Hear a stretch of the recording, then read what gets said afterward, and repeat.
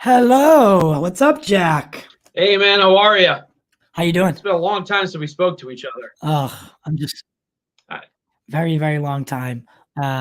Yeah, so welcome to the Black Label. Justice again, not here. Yes. What surprising.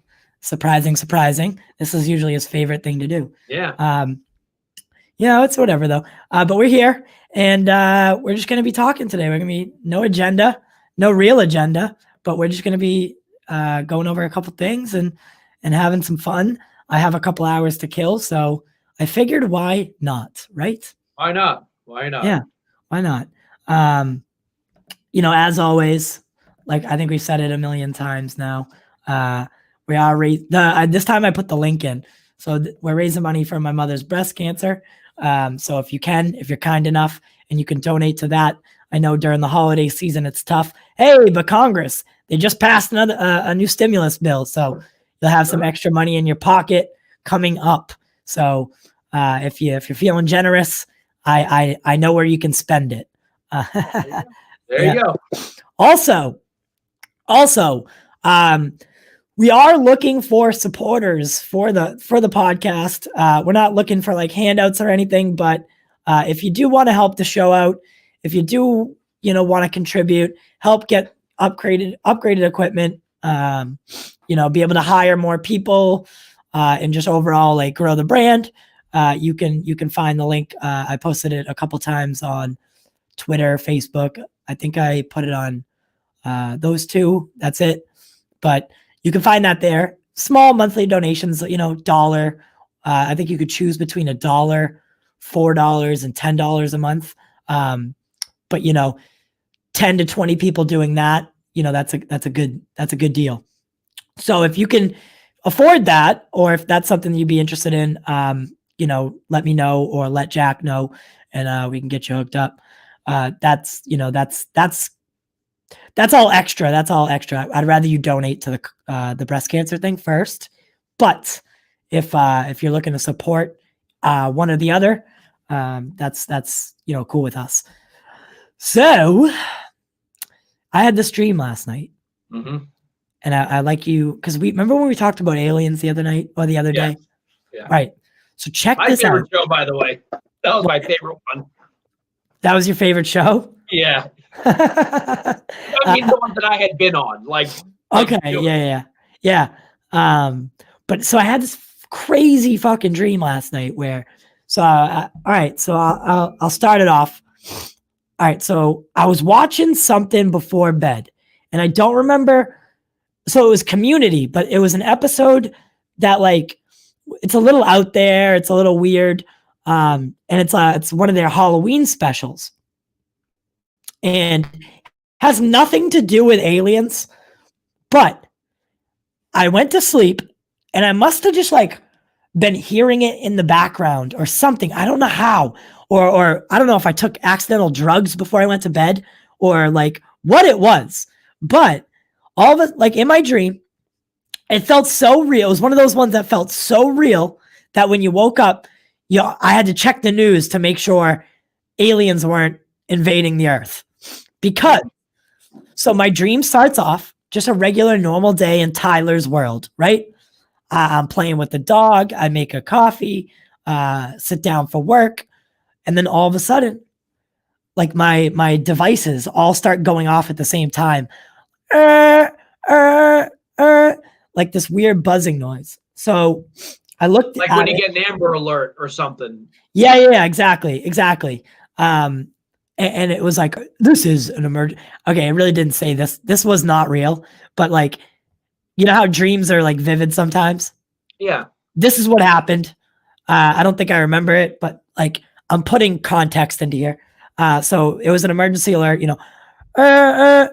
this is an emergency broadcast. And I go outside and I looked up and all of a sudden, boom, there was this big flash. And like, I got kicked back from it. Like I fell over. Yeah. And then all of a sudden there was a spaceship in the sky. And like a big one, like an Independence Day spaceship, not just regular, like rinky dink spaceship. It was an Independence Day spaceship. Big motherfucker. So next thing I know, I am being tasked, like out of all the people in the world, I was one of the ones that went to fight like I was going with NASA or with Space Force or whatever it was, and I was on my way to another planet to fight them. And I woke up.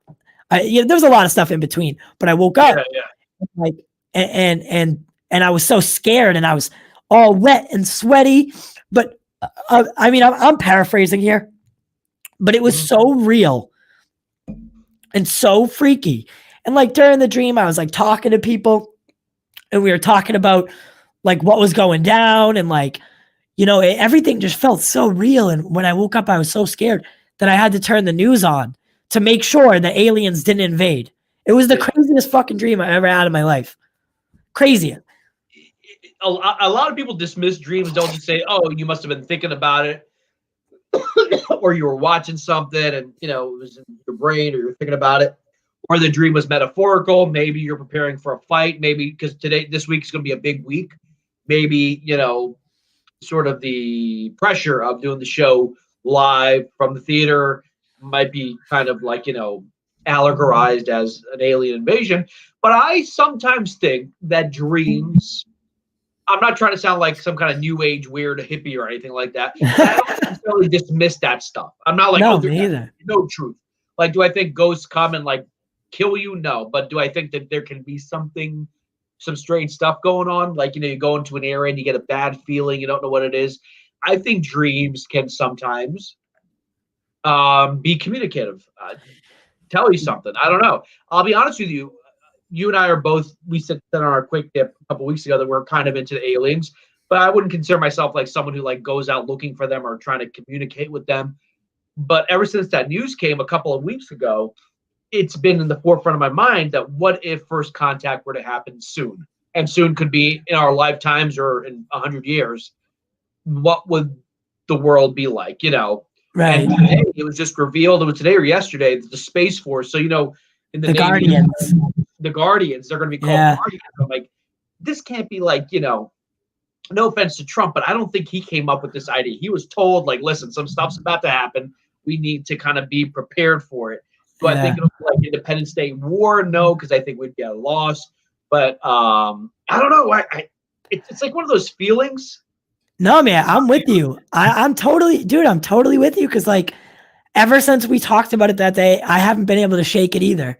And like it might not be like I'm thinking about it every minute of every day, but like it at least pops into my head once a day. Like, you know, like what if it was today? What if what if first contact was made tomorrow? Like, what would it be like? Like, how would it look? And I think maybe that's where the dream came from. You know, like it constantly, like, not being a fear of mine, but an anxiety. I've had this experience in life, and again, there are private psychologists who could say that this stuff just happens, where let's say I get into a certain subject and something relevant into that subject happens. Like, it happens to me with pop culture. I'll give you an example. I'm a big fan of the show Twin Peaks. I hadn't watched it until very recently, like 2012, 2013. It was a huge cult following. I'm like, let me just blow through the show. Like, let me see what it is. What is it everyone's talking about? And it ends on a major cliffhanger. I remember thinking to myself, man, wouldn't it be great if somehow they brought that show back and concluded it? And lo and behold, within like a month of me thinking of that, they announced, you know, after 25 years or 26 years, they're going to do another season of Twin Peaks. And I've had moments, not to say that I knew that was going to happen, but sometimes maybe there's energy when you're really into something. I don't know. Same thing happened with the Snyder Cut. Granted, with the Snyder Cut, there were a lot of people who were hoping for it. But then I remember when that announcement came, and I was like watching, I went back to rewatch the TCU a bunch. I'm like, man, I really wish that they did. Ben Affleck as Batman. And then like the next day, all these rumors, Affleck might be back. Affleck might be back. And the media's like, no, he's not. No, he's not. These are just bad rumors. The guy on Lightcast, he said months ago that he's seen the contracts. It's been done. And I'm like, oh, man, that's crazy. I was just thinking that he would come back. And right before DC Fandom, they announced he's back for at least The Flash and maybe more. I'm like, yeah. So going back to your dream, yes, you can obsess about something or think about something and it manifests in your dream. Or maybe, our brains can pick up stuff. I don't know. Premonitions existed for millennia. People will have premonitions of things happening. Lincoln apparently had dreams that predicted his own death. Is that a coincidence?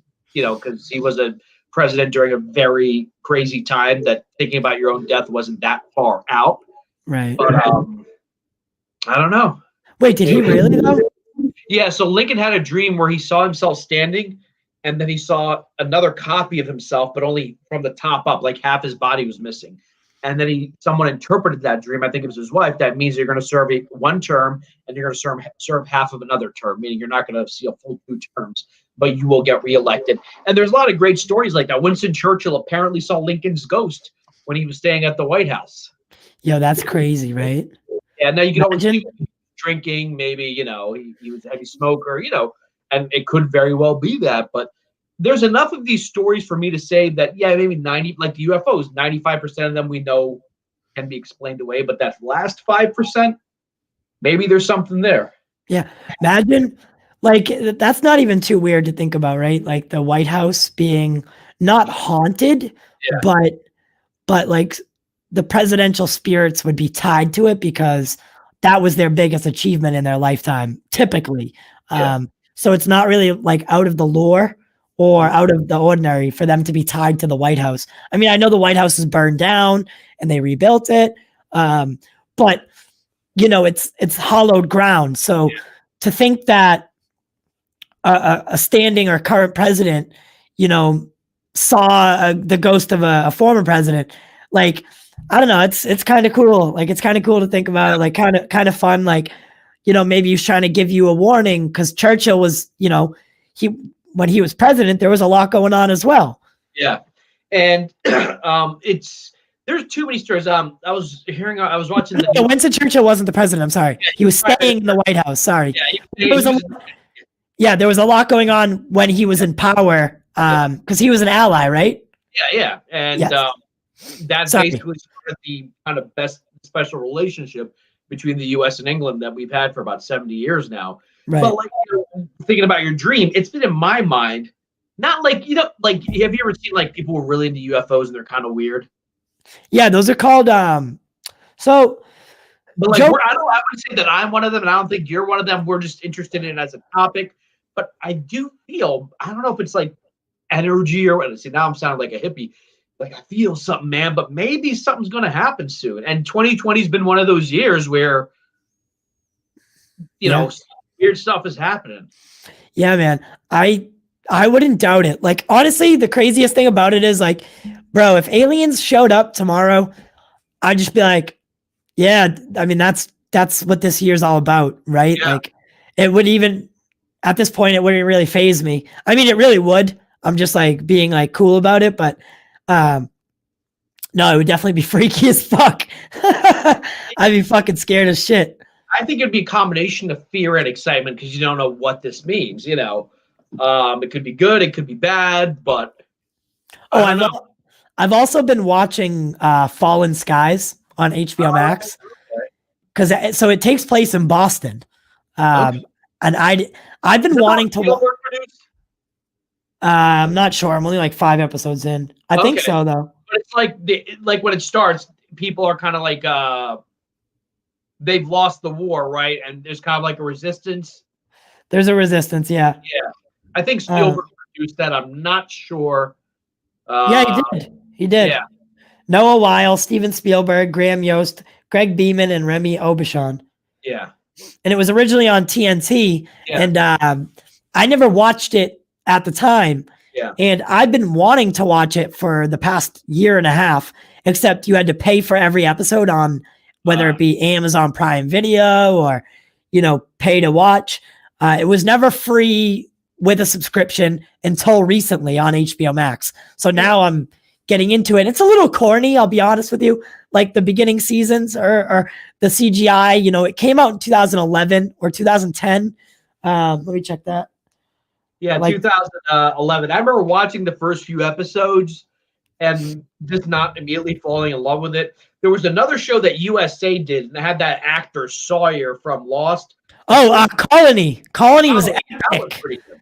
Colony, that show got canceled way too fucking quick. Yeah. Way too quick. They only got 3 seasons. Actually, so Kim Rhodes was in that show.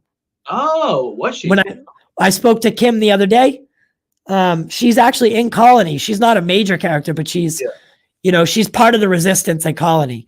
I love that show. I really do. That a lot too. And it ends on such a cliffhanger too. Like they wanted it wasn't supposed to end when it did. Yeah, well, that's what happened with Twin Peaks. The ratings were kind of declined. Like, let's end on a cliffhanger, because if we end on a cliffhanger, they'll have no choice but to give us another season. CBS was like, nope. And the rest is history.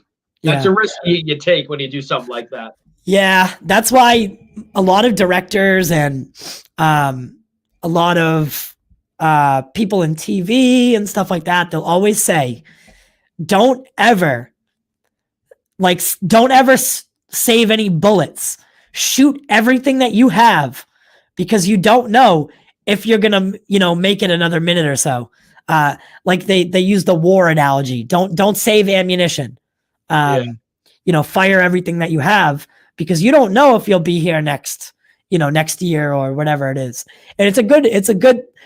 However, like if you're a show like Game of Thrones and you're gonna do your whole run, that's a different story. But if you're a network show and you don't really know if you're gonna make it to next season, like you can't do that.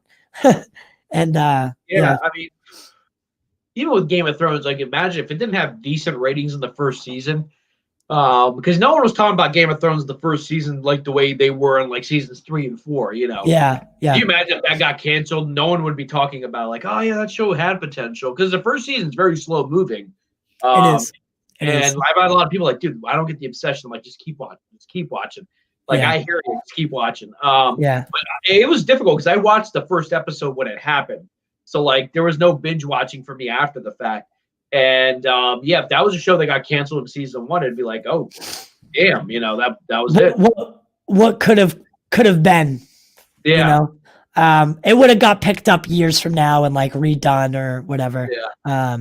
But imagine that. Like, I don't even want to think about that. Like, not having a full Game of Thrones.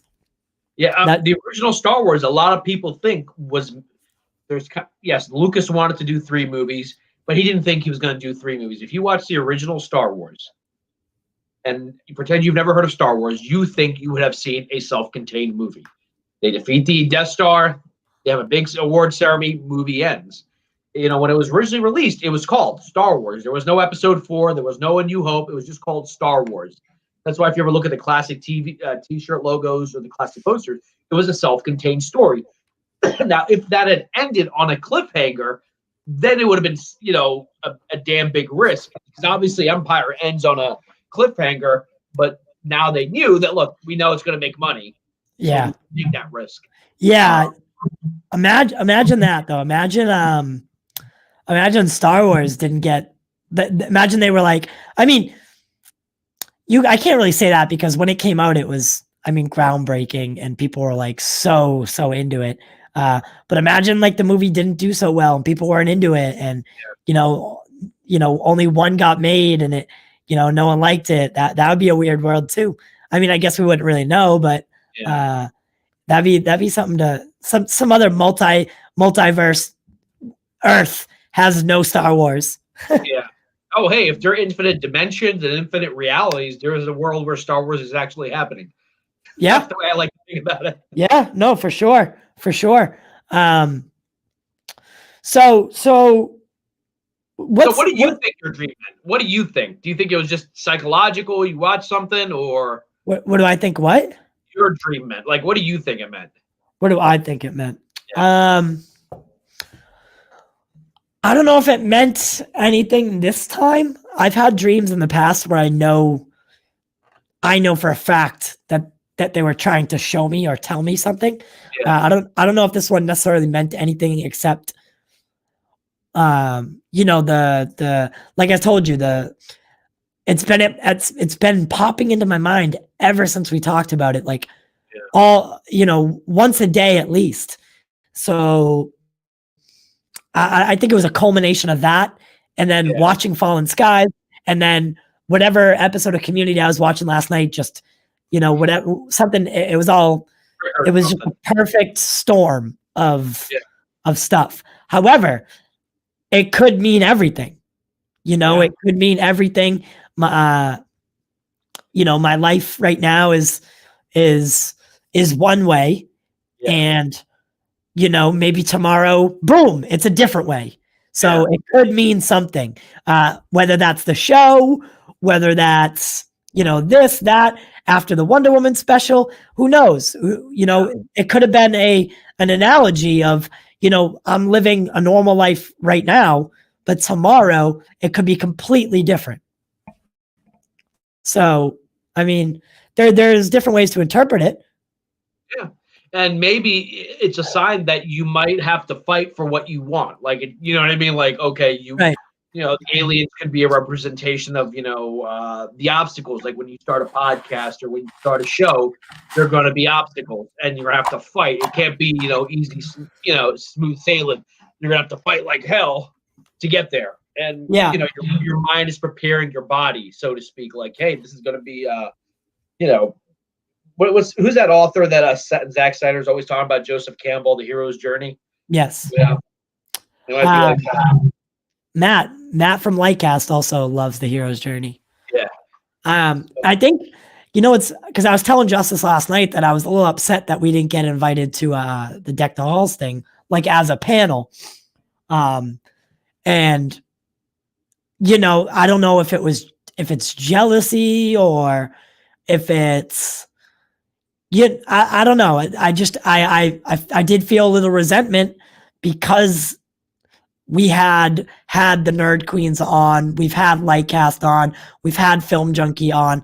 I'm friendly with most of those shows, and maybe it's just because you were on it Friday night. Like if I had been on it, maybe Justice, then they would have invited the whole thing. But no, I'm not talking about that. Okay. So the way they're doing it, the way they're doing Deck the Halls is, so they started at like Who's 9. they? So it's a lot of YouTubers, right? Okay. And the way they're running it is every show that got invited is doing 1 or 2 hours. And so they're basically just doing their show, but they're doing it via the same stream, like stream key. I thought you were talking about the Lightcast people. Like, why didn't they invite the whole panel? I was like, oh. No. I'm saying that I think our show should have got a spot. Maybe, but we've sort of had a mediocre because I've seen a lot of YouTubers, they start, and they kind of hit a level and then they just kind of stay there. Considering what's been 4 months now, coming on 5 months, but we've hit 1,000 on, and I think we're more than 1,000 now. We're at almost 1,200. Yeah, almost, 1,000. It says 1.23, so is that 1,000? 1230. 1230. Okay, yeah. So we're almost more than a quarter of the way to the next 1,000, and so we may not be on everyone's radar just yet. Yeah, but I messaged the person that is running it, and I just, I was like, hey, next time we'd like to be considered, blah blah blah, and I set something up with them so that we can all do like a little crossover thing, and then we can all be, friendly with each other and know. I don't know, like I guess it's just natural jealousy, but it's a jealousy in a good way because me, I do, whether I'm working 40 hours that week or 70 hours that week, I put so much time into this and so much effort. I don't stop. It doesn't matter if I'm doing my own work for my job. Yeah. Like I am almost always simultaneously working on something for this. So, I just. It reminds me of a quote I read once. Obsessed is what the lazy call the passionate. I was like, ooh, I like that. And so if anyone ever says you're obsessed, just ignore that, because when you do stuff like this, they're always going to be Yeah. this Yeah. way or whatever, and you just gotta like if they're not constructively criticizing you, but if they're just kind of like putting you down, and that's part of the battles you have to face, and jealousy can be a good thing. It makes you want to work harder. No, exactly. So I wasn't, and I told the person that was running it that I'm not mad at them. It's nothing that you did wrong. I just thought that, like us and the Nerd Queens, we have about the same amount of, I mean, they're a little bit over us, but we're roughly like the same in terms of subscribers. And some of the other shows I've never even heard of. So I just, I thought we've done a good job, or a well enough job to where, I think that we could have benefited and also helped play a part, because they're raising money for AFSP and helping Zach get to that spot, that goal. I mean, I'll be making an appearance, I think, a little bit later on tonight. It's just I wouldn't have minded had an actual slot. Yeah, I hear you, but at least you're on there, so that's a good thing, And, right. It's good exposure, because I think, I think we're doing something a little bit different. Yeah. But I like to think that what we're doing is we're giving 3 different perspectives, or at least you and Justice are giving 2 different perspectives. And our format allows us to talk about whatever the hell we want, Yeah. So I'm using my old iPhone, like 4, my old iPhone 4 on Wi-Fi. Yeah. And did you know you can message from it? Like, as long as you're logged into your iCloud? Yep. I did not know that. I have my old iPhone 6 Plus S. I use it for trivia night because it has a manual connection, an audio connection, whereas the new iPhones, they're kind of wireless. You have to use Bluetooth. So I still use it. Every time I get a damn call on this, that thing goes off. So the only thing is I can't log into certain things because they're tied to my phone number, and I can't make calls. Like, I can't get texts other than iMessage. So say, like, for instance, Venmo. Venmo is tied to your phone number. Your phone number. So when I log into Venmo, I have two-factor authentication. So when I log into Venmo, it texts me, and it texts me a code so I can log in. And so I can't log into apps like that, but I can do message, I can do Facebook and stuff like that. And you can use WhatsApp, I think, if you're connected to Wi-Fi. I think you should be able to use WhatsApp. Oh, okay. I'm not sure if you use the internet, but I'm not 100% sure. But no, because my old phone was the same number. Yeah. The only thing is, this has to be plugged in at all times, because the battery is trash. Once you unplug it, it goes right to like 4%. Yeah, so that's the same thing with that one. It's always plugged in. So I just have it downstairs connected to my I have this big speaker I use for trivia night, and it plays Christmas music all day, just but yeah, so lights on, I'm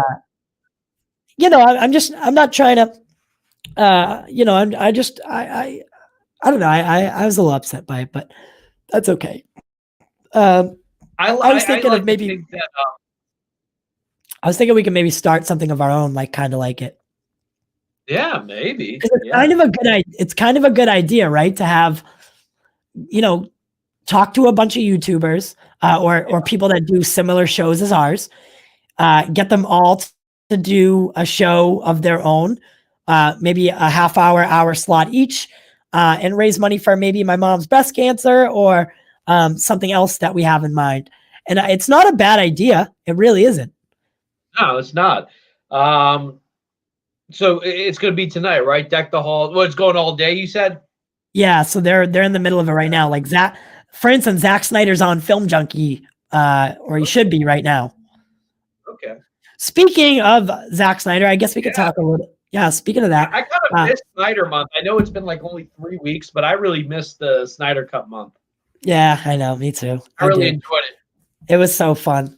But speaking of Zack Snyder, so Zack as on Deck the Halls today. He made a couple of not announcements. I don't think you can call them announcements, but but I totally lost my train of thought right there. Well, it's not. He didn't give us updates, but he probably gave like I guess or not announcements, but updates maybe. Oh yeah. Sorry. So he went on Deck the Halls today. He's still on Deck the Halls today. And he did say some cool stuff. So Zack is definitely looking to work with David Ayer and get David Ayer's cut of Suicide Squad polished, finished, and out to the public. I thought that was pretty cool. Yeah, remember we talked about this the very first time I was on for the first Snyder cut because COVID doesn't look like it's going away. They need the DC fans. HBO knows. Okay, we can't do a whole thing dedicated to the DC app. I think is not doing too great, and they're slowly moving like Doom Patrol and Titans over to HBO Max. So HBO is like, hey, why don't we make they have a DC corner, but why not expand it? You know they're going to want the entire Snyderverse, all that stuff on there. Why wouldn't they do the extended cut? Because here's the thing, with DC fans, not only are we going to watch it, we're going to buy a physical copy. They know that.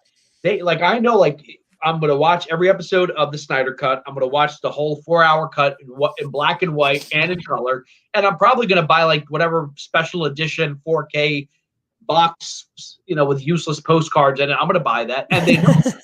So hey, why don't we do it the Suicide Squad? There's a lot of people, a lot of young people, when that movie came out, me and my sister would go to the mall and stuff like that. And you'd see a lot of young people who were really into the Suicide Squad, who were into the gear, the merch, and all that stuff.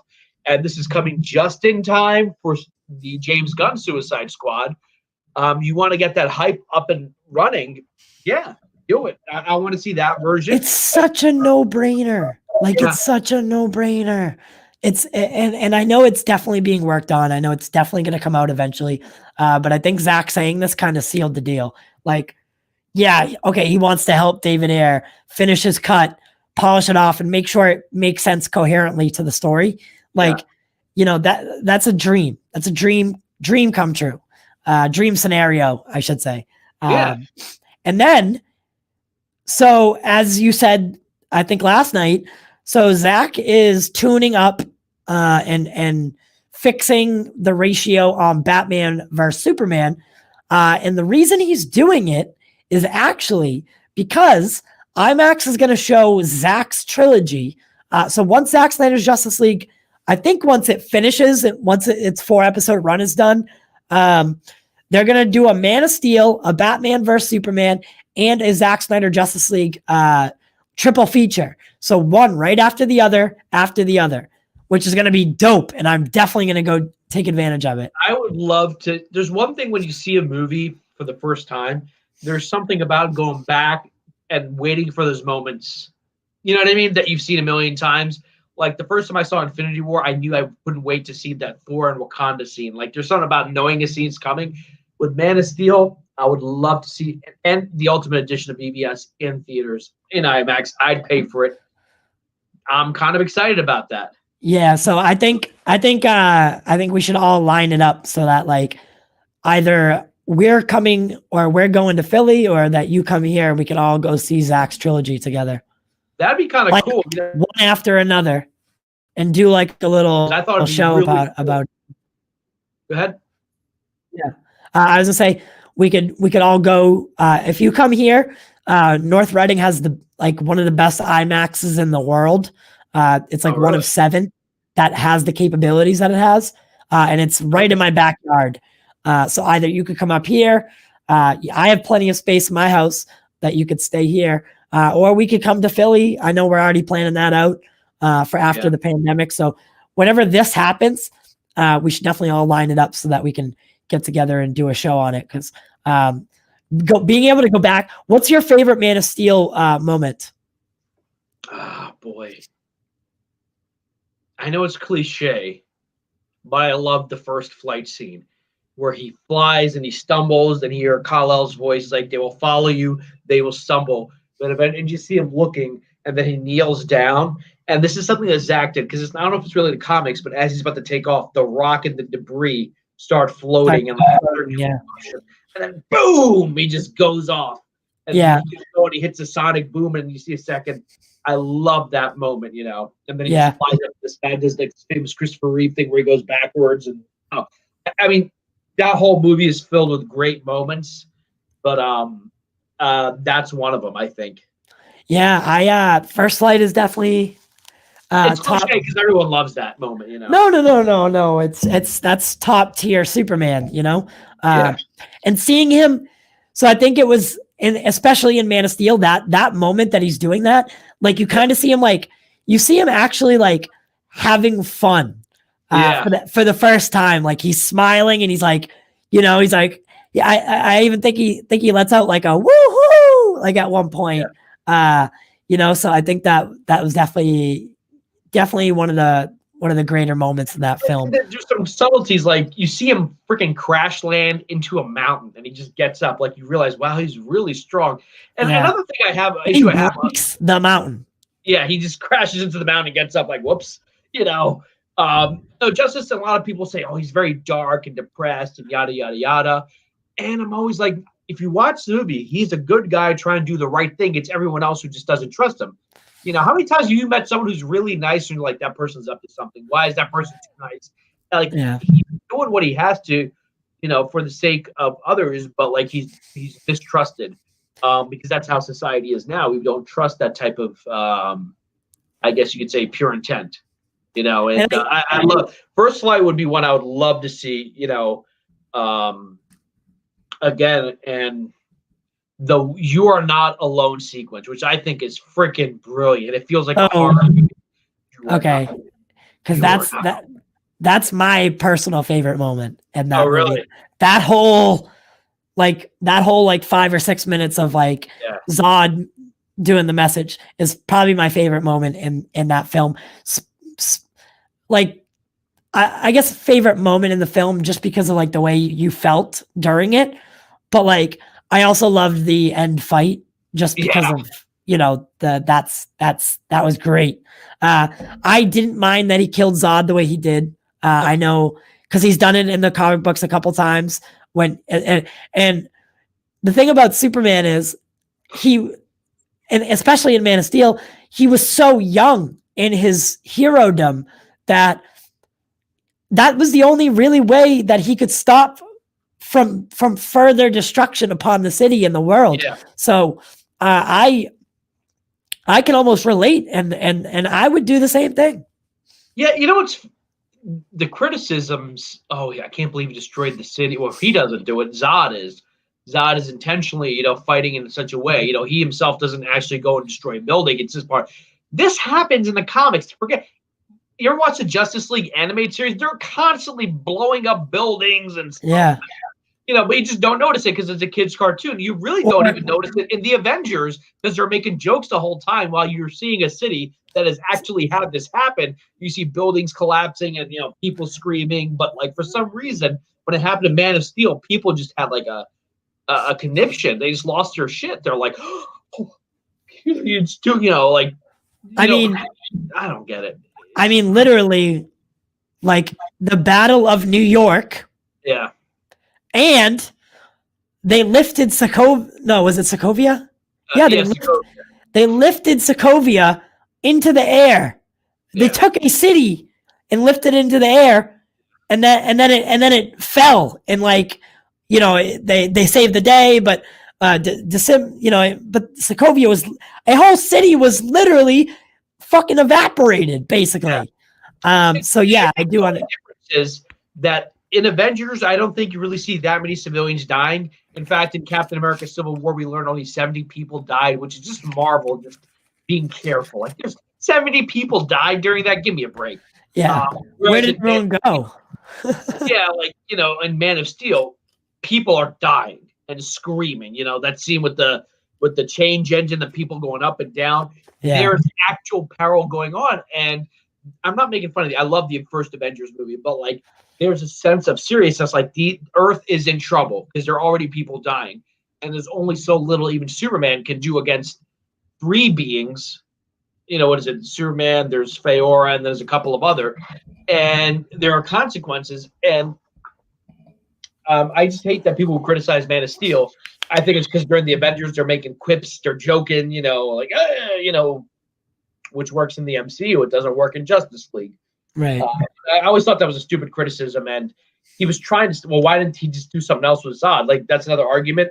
Well, if you watch like the 5 minutes before that, he's trying to stop Zod the whole time. He takes him to space. Zod goes back down. Zod is uncontrollable, and he's trying to, he's pushed to a point. And I said this to Justice about why he's upset about Batman killing. I said a lot of times, and I read a lot of Batman comics, he always figures out a way. He just, he's Batman. But what if he's put in a situation where he can't figure out a way? What happens if he snaps? One of my favorite Batman graphic novels, it's not one you hear much about. It's called Batman Venom, and it has nothing to do with Bane. Like a building collapses, and there's a young girl trapped behind this big boulder, and it's filling up with water. And Batman's trying his best to pull this boulder. He's using all his strength, and in the comics, they make him look like, Schwarzenegger on steroids.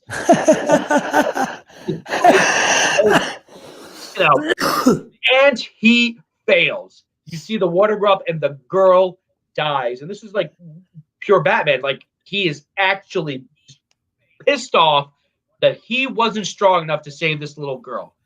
And I think it's the little girl's father or someone who's like a scientist. He's like, listen, I'm developing a steroid. It's totally safe, blah, blah, blah, but it might help you in your work. And Batman at first says no, but he's so freaking traumatized that he let this little girl die. He becomes an addict. He starts taking this pill, and he gets stronger and bigger. He's healing quicker. All of a sudden, he can bench press 600 instead of 500 pounds, and he becomes an addict and becomes a slave to this doctor. And folks, if you read it, it's called Batman Venom, and it's nothing to do with Bane. And all of a sudden, now he realizes that he's become an addict. He didn't mean to, but he let his guilt about this little girl dying, do something that Batman would otherwise never do. And I'm like, that's my favorite Batman graphic novel. I know everyone talks about the classics like The Dark Knight Returns. We talk about, Year One and stuff like that. But I love that one because it pushed Batman to a spot that was uncomfortable for me to read as a reader. He failed, let it get to him. And in that sense, I appreciate what Zach was doing. He was pushing Batman and Superman. Because even in Iron Man 2, when he becomes an alcoholic, it's still kind of sing-songy. It doesn't really feel like it's much of a threat. Yes, Iron Man's getting drunk, whatever. It's actually kind of fun. I've been around enough alcoholics in my life that is not alcohol. Exactly. I mean, they imply that he's an alcoholic, but there's none of the actual there's none of the things that come with alcoholism. You know what I mean? So I mean, he loved to party, he loved to drink, and he loved to have a good time, with models and whatnot. I get it. But he never actually faced true bottom of the barrel defeat because of alcoholism. So I mean, I get what you're saying. But if Zack Snyder portrayed Batman as a pure alcoholic like he did, you can see that it's affecting him. He's taking painkillers. He's drinking wine first thing in the morning.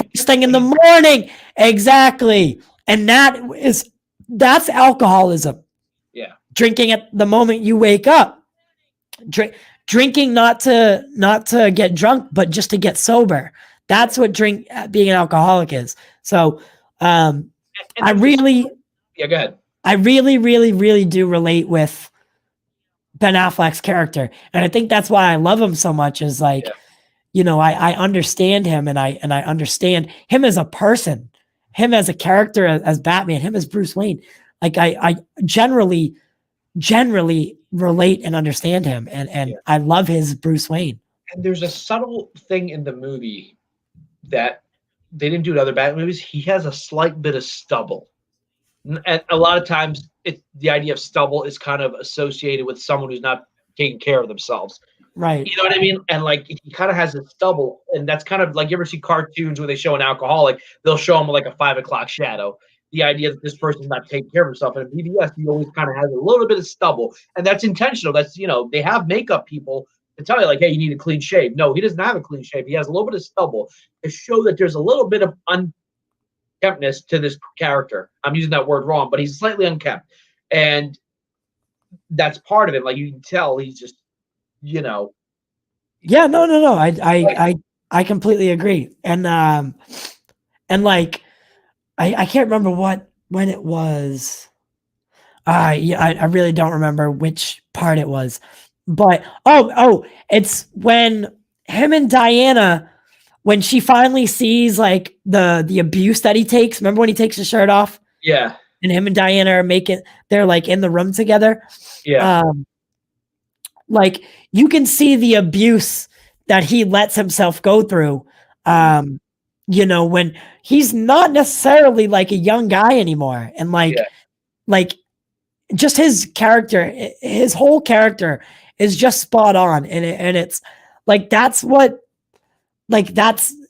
part. His life as Batman is the part that drives him to drink, or to keep drinking, and take the painkillers. So like, he's not doing it maliciously, but he's also doing it knowing it's not like healthy or not good for him. But he knows, like I said, he's doing it to stay sober rather than to get messed up. And I think that's a Joss Whedon scene too. Really? Yeah, I think that might be a Joss Whedon scene.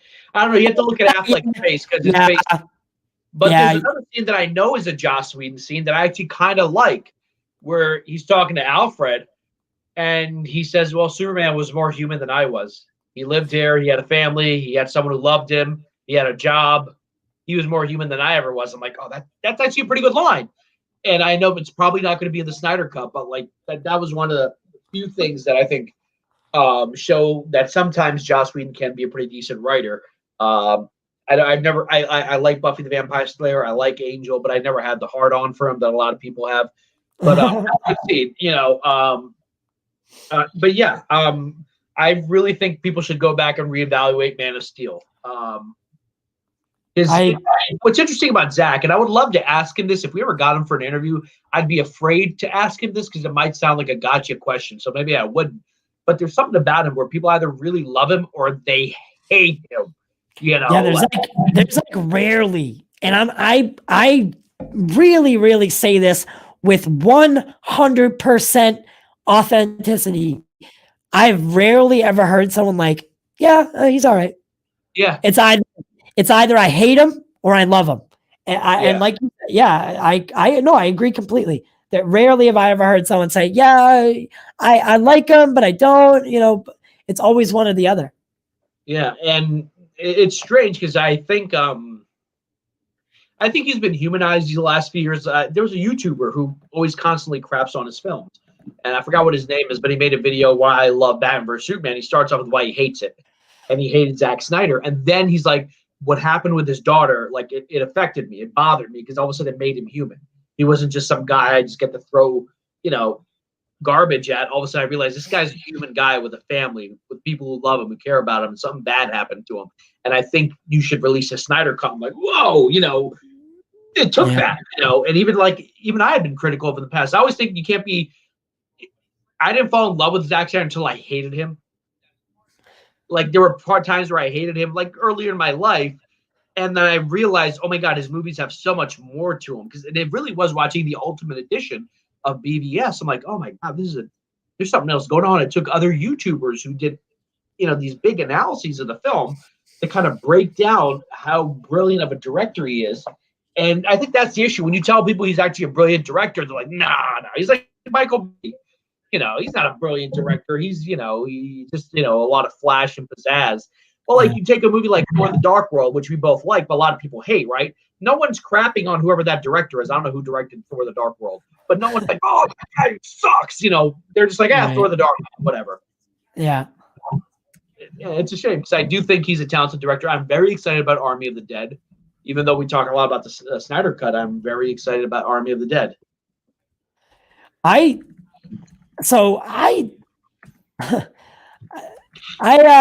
So this one, I really am. I'm impartial. I hope it's really good. Obviously, I love Zack Snyder. It's it's something that I'm not like, it's not top of my list that I'm excited, but it is Zack Snyder. So yeah, of course I'm going to watch it. I love Dawn of the Dead. I didn't even know he directed that until a couple years after that. Yeah. So no, I'm definitely excited. I mean, I'm excited in a sense that one of my favorite directors is doing it. So definitely can't wait to see how it comes out. I just haven't, like you, I don't know. There's just not a lot of like stuff coming out about it. There's no one like getting set pictures. Like, there's nothing sparking my interest too much right now. I guess because Netflix is making it, I wouldn't be surprised moving forward if HBO just signs a deal with Zach, whether it's for more Justice League or for more movies, let him do what he wants to do. He's only ever done one original work, and that was Sucker Punch. Yeah. Because all his other works are either based on another book or based on other material. Sucker Punch was 100% from the ground up him. So Army of the Dead, what I think loosely connected to Dawn of the Dead, it may or may not be. It doesn't have to be, but it is an original work from what I understand. It's not, there was no Army of the Dead previously that this is, remaking. So I'd like to see what he'd like to do. I like the idea of doing a heist movie and a zombie movie. Yeah. A lot of zombie movies are like, hey, it's a zombie movie, and that's it. I like the idea. You gotta beat the zombies because they're here. Yeah. This is like, all right, well, zombies are already here. We just have to go get this thing because that's everyday life now. Yeah. So I think it's set in Vegas. Oh, I don't know. Yeah, I think it's set in Vegas. It's definitely a lot of desert. Yeah. And I think the idea is that maybe Vegas has been overtaken by zombies and there's a possibility to get a lot of cash or money. I'm like, oh, that's kind of cool. Or gold or whatever.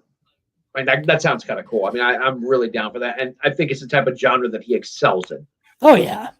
Over the top. Fucking, like, you know what I mean? Lots of action, whether it's, slicing zombies' heads off or like a nice slow-mo, like a zombie exploding. Like, he's going to do a lot of cool shit with this. And I can't wait. And the zombies looked really great in Dawn of the Dead. I know they'll look good in this one, too. So, yeah, definitely.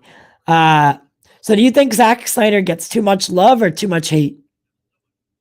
It depends who you talk to. If you talk to his haters, he gets too much love. If you talk to the people who love him, they say he gets too much hate. I think he gets too much hate. I mean, I know I'm a little bit biased, but being someone at some point in my life where I wasn't a huge fan of Zack Snyder, I would say he gets way too much hate because I think people go out of their way to find stuff to nitpick about. But and some DC fans have gone and said, hey, look, there's a lot of stupid stuff that happens in Marvel that we just kind of like let go. And even I do. I'm like, yeah, because it's a fun movie. I enjoyed myself. But when they go over Zack Snyder's movies, they go over it like a forensic. Everything, like, what about this scene? Fucking, yeah, they're like, and is this a Zack Snyder movie? Let me get my magnifying glass. Hold the fuck on. Yeah. I gotta inspect every fucking detail. You're 100% right. I agree. He gets too much hate. With Batman vs Superman, there's a lot of misunderstanding. They're like, well, why did they build a monument to Superman if they hate him?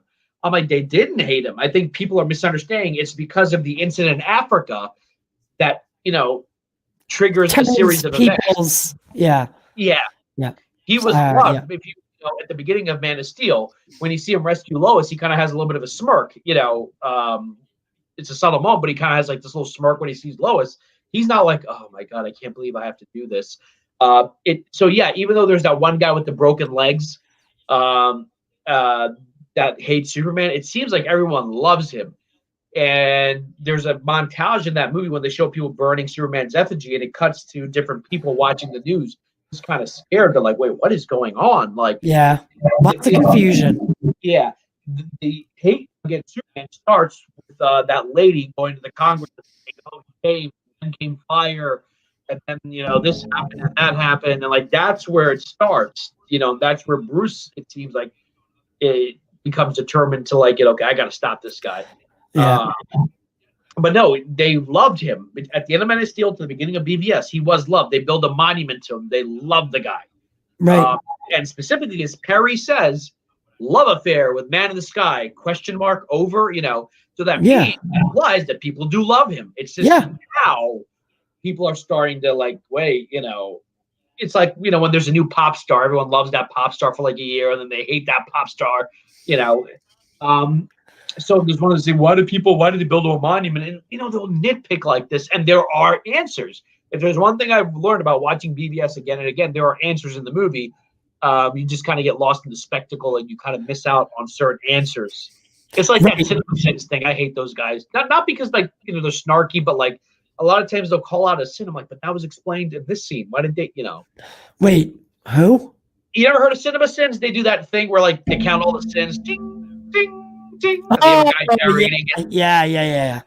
I used to like them, and now it's just like there's a aura of pretentiousness around it. I'm like, all right, get it, whatever. No. Martha scene. The very first time I saw the Martha scene, I understood exactly what happened. I understood it 1,000%. Yeah, he was about to kill him, and because Batman is operating out of fear for the first time in his life, he is now scared.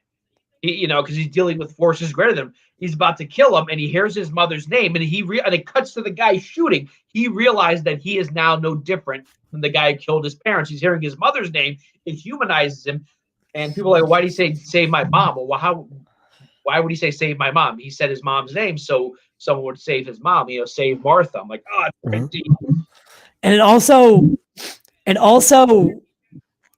drove home the fact that Superman was human. He has a family. He has a mother. He has, and like you said, at that moment, Bruce realized that he was about to become no better than Joe Chill.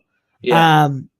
So he 100%. And I didn't understand how people didn't get that. So that's why when Justice or Big Drip says things about Batman versus Superman, I'm like, your reasoning is so far off. Like, how do you not see what I see? How do you not see it? And visually, what do you see? You see when he goes back in his head in the Martha scene, he sees his father lying like this saying, Martha. And then he sees Superman on the ground saying the same thing. It's like a trigger. It's emotional. It's PTSD. It brought it into perspective because the whole movie, Alfred is saying, you are wrong. And it took that moment to trigger that emotion, that like, maybe I am the bad guy, maybe I am, and then he just throws the spear. Yeah. I love that. Like, that's it's a shame because it's kind of like one of those things that's memed. Even I've, shared a couple of memes, but, I never thought it was so dense that, I've poked fun at it too, but only because I know what it meant and I understand it. So I'm allowed to maybe have fun with it. But the people that don't understand it or throw hate at it, like, hey, you have no right. Like, why don't you understand the film and then come talk to me and we can have a fun talk about it. But if you don't understand it. I got 4 big boxes of comic books in there, most of them Batman. And it never occurred to me that, damn, they do have the same name. Because if you'd ask me what's Batman's mom's name, like, it's Martha Wayne. What's Superman's mom? Martha Kent. And it just never like, hey, they got the same mom's name, Yeah. I think it's a great scene. It's a scene, and that whole movie, I'm about to get into a BBS love fest. You see Bruce Wayne a couple of times in his dreams walking in a field, just aimlessly. But at the end of the movie, he has a path. And when he leaves Superman's funeral, there's an actual path out of the cemetery that he's walking on. He's like, I failed him in life. And people are like, well, why did he fail him? Like, he only tried to help him in the last few minutes. Superman's sacrifice reminded of him of who he's supposed to be. Right. Exactly. He had forgotten who he was. He had forgotten he'd become a killer. He had become, everything he's not supposed to be. So I am curious to see what Bruce Wayne is actually supposed to be like in. There's like Snyder's. Yeah. No. Exactly. I spot on, kid. Spot on. I agree. So, I mean, is it hard to get excited for Robert Pattinson's Batman? Yeah. Like, knowing how great Ben does, or how great Zach has done building such a deep, elegant, like, Batman? Yeah. I mean, I remember I said to you, like, I'm just not sure about him. I know he's a good actor and he'll probably do a good job, but like I've seen that trailer maybe 4 or 5 times and that's it. Like none of me. When he said "I'm vengeance," I had flashbacks of Christian Bale, like "I'm vengeance." You know, I don't know. And the internet lies. Them are bad. I watched them. I'm like, okay, yeah, they got too much hate. They are what they are. He is not 6'1". I know it says he's 6'1", but he seems smaller compared to everyone else in that movie. And when he was in the suit, he looked like a dude in a suit. Whereas, every time I watch that Hallelujah trailer with the Snyder Cut, you see Affleck, he looks like he just got ripped out of the Arkham game. Yeah. He just looks like a freaking beast. He's 6'3", 6'4". I don't know. I'm excited for the movie, but I think they jumped the gun. I guarantee you right now, Warner Brothers is thinking to itself, like, maybe we jumped the gun by getting rid of Affleck so quickly. Because they say Affleck left. I don't buy it for a second. I think he was fired. Or it was like an amicable termination. Like, look, we're not going to move forward with this. Let's just go our separate ways. A big part of why people don't understand it, that's how much Zach meant to most of the cast members. Mm-hmm. As soon as he was gone, there was really nothing tying any of these people to DC anymore. So they were more willing to leave. Why do you think Cavill's ready to come back? Why do you think Ben's coming back? Why do you think Ray Fisher's on board with coming back? Like, I mean, when Zach was gone and not coming back, as far as we knew, all of the, it was it's not coincidence. I'll tell you this much. It's not coincidence that after Zach's tragedy and after he was let go by Warner Brothers, that we really didn't know who was the Justice League going to be past Joss Whedon's film. We knew that Wonder Woman was getting her solo films. We knew that Aquaman was getting more solo films. But as far as the rest of the cast went, it was up in the air. Because those movies were already in development. Right. And I feel like had not been in development, they might not even have made that because they're like, oh crap, we're already making this. We might as well keep going with it. Have you heard the rumors? And again, this is coming from a very dubious source, and that's the Doomcock guy. That Pattinson has been given a lot of trouble. And this whole thing about them shutting down because of COVID might have been a cover for the fact that he was not in shape. And Matt Reeves apparently was very pissed off. They had told him to get in shape. They got him an apartment in London. And he's like, I'm not really getting in shape. He doesn't like the suit. And apparently, because he's been a bit of a prima donna on set. And apparently the rumors of the second and third film are kind of in the air. And have you heard any of this? Because it's from Doomcock, and Doomcock is very hilarious. You know what I'm talking about? The dude with the mask. He was the guy who leaked the Rise of Skywalker spoilers about a year ago, and he's sort of really popular. No, I do not know who you're talking about. However, I do know the part about he wears like a Dr. Doom mask and speaks with an accent, so you don't, or like with a voice, so you don't know who it actually is. But he's leaked a lot of stuff. Oh yeah, no, I don't know who it is. I will definitely check into it though. Yeah, I mean, again, it's rumors, but it kind of fits in. Look. Right. So elaborate. You like Michael Keaton, right? I'm like, yeah. Well, he wasn't that big. I'm like, yeah, but he looked like a man. He looked like a grown man. And my friend, he's born like 72, 73. He said, when we heard Michael Keaton was Batman, we were like the guy from Beetlejuice, but we were sold when we saw the movie. With Pattinson, he looks like a Backstreet Boy trying to be Batman. I'm like, yeah, I don't know. He still might knock it out of the park, and he probably will. But with the Snyder cut, I have no I'm more excited about the Suicide Squad cut than Robert Pattinson's Batman. Yeah, and he might kill it. At least when Christian Bale was announced, he looked like, and by the Christian Bale was like 4 years younger than Pattinson is now. He was actually like 29, 30. He got big. He got really jacked for that role. So at least I was like, at least they're going the right direction. He looks scary. He looks like he's, getting ripped for this role. I don't know. Yeah. I mean, I'm excited for it simply because it's Batman, but I do see some issues that could arise. And I didn't know. So I knew the part that, production got shut down, that he was kind of not in shape, but I didn't know it was like that. Well, That's that's the rumor, and this guy is someone who Doomcocky's been right about something, but the rumor is it was actually because he wasn't in shape, so they shut down for about 3 or 4 weeks for him to get back in shape. When they got back, he still wasn't in shape, and that was when the second shutdown happened. And it's like, oh my god, like he's being like a bit of a prick about he doesn't like wearing the suit and all this. I don't think the suit looks that good. I don't know why. that's year 2 or something like that, so it's not to its best or to its fullest capabilities or that's the explanation or so. I like Matt Reeves, you know what I mean? I like him too, yeah. I like Matt Reeves, and maybe he could have cast better. I've kind of I've seen Robert in other things, and he's a good actor. Oh yeah, he's a good actor. Don't get me wrong. And for all I know, I'm going to be eating my words right now. When that movie comes out, I'm like, dude, he's the best Batman.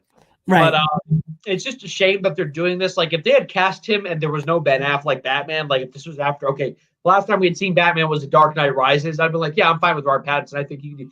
But after seeing the intensity that Ben Affleck brought to it, because I loved his Bruce Wayne. That scene with him and Diana when he's like, you stole something of mine. I love that scene. There's just charm and like, I hate to use the word machismo, but like, like, I don't think you ever met a woman like you, or you've never met a man like me. I loved that dialogue. That could be cheesy dialogue. See, Zach is good at writing cheesy dialogue and then hiring actors who can sell that.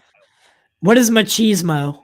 Like macho, like he comes off as a man's man, He's like, he just takes her by the arm, like, excuse me, miss, you do that in most movies or in real life. It's like, dude, don't touch, you don't grab someone like that, but like, you took something up from me, And she looks at him, it's like, his true little boys don't like to share, and he just kind of smirks. He's like, I bet you 9 times out of 10, most men will let you get away with that. And she's like, and you're the 10th. Like, I love that back and forth, man. Like, I'll tell you right now, I would have let her get away with it. Yeah. She would have got away with that if it was me. With Christian Bale, I love Christian Bale again.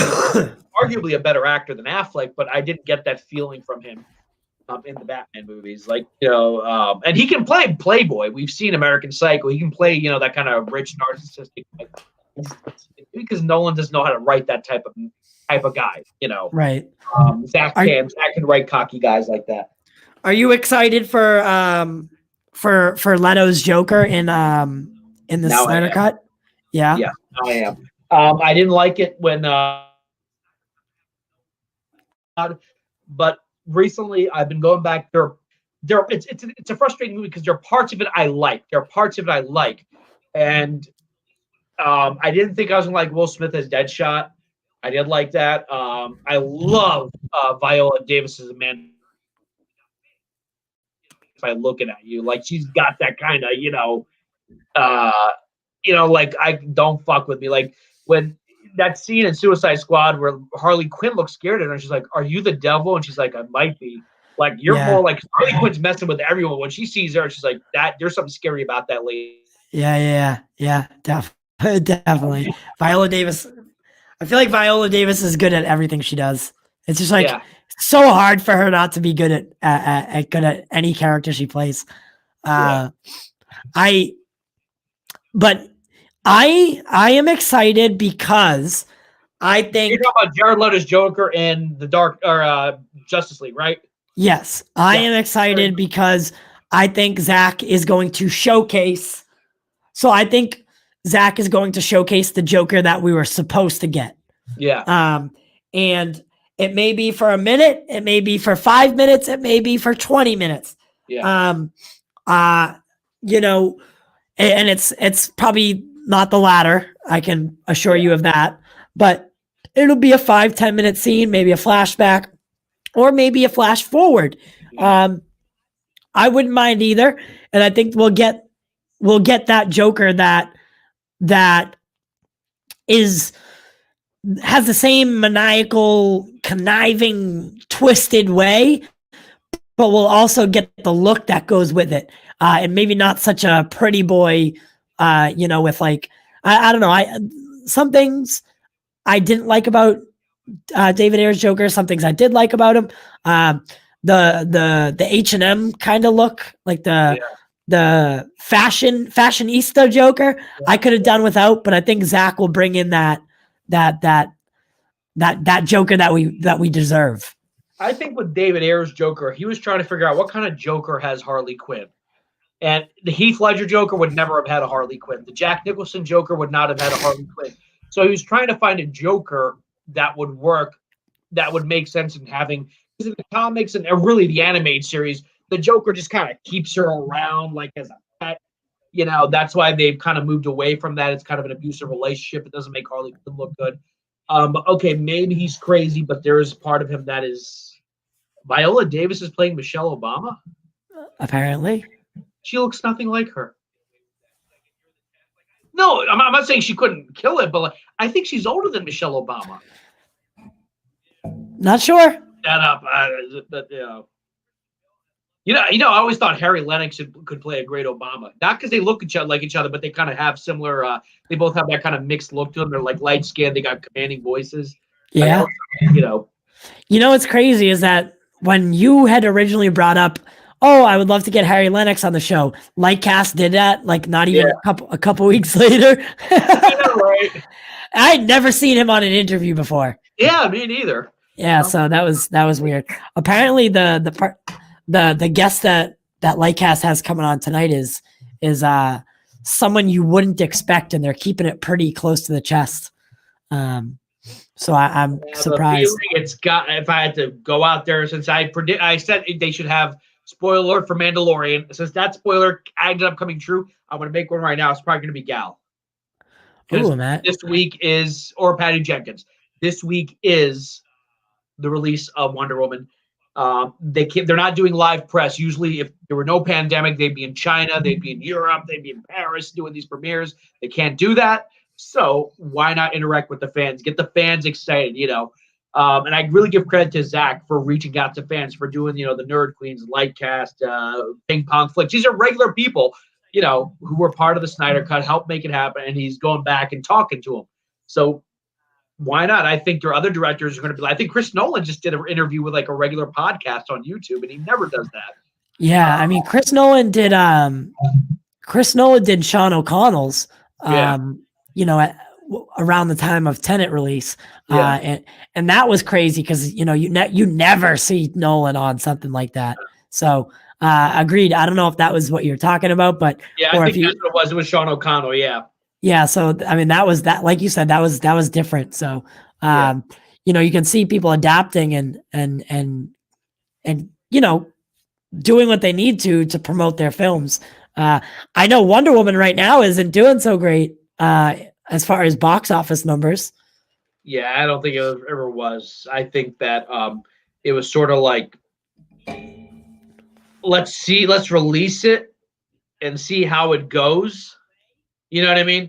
I think the HBO thing was what they were going to do, and they were like, let's just try it in theaters. Even if we make like 50 million, at least that's 50 million more than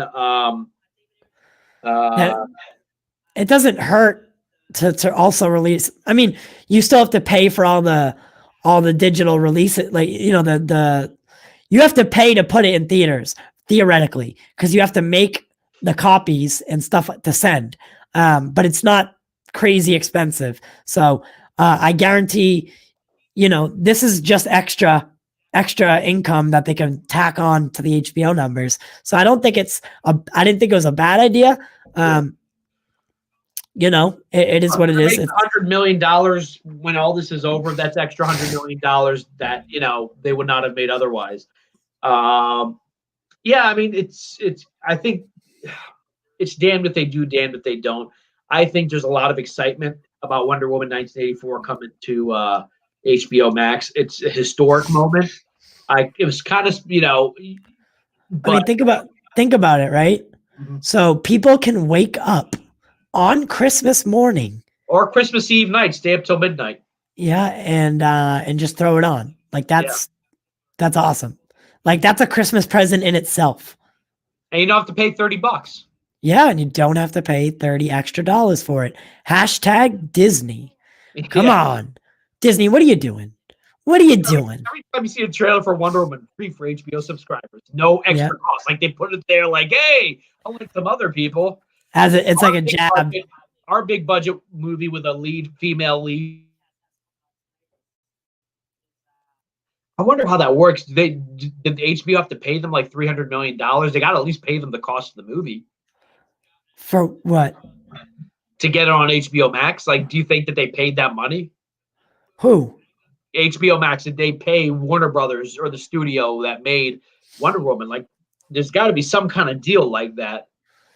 Well, AT&T owns Warner Brothers. It owns both of them, but I wonder if like both of them. like has their own, like, HBO makes its own revenue, gives it to Warner Brothers.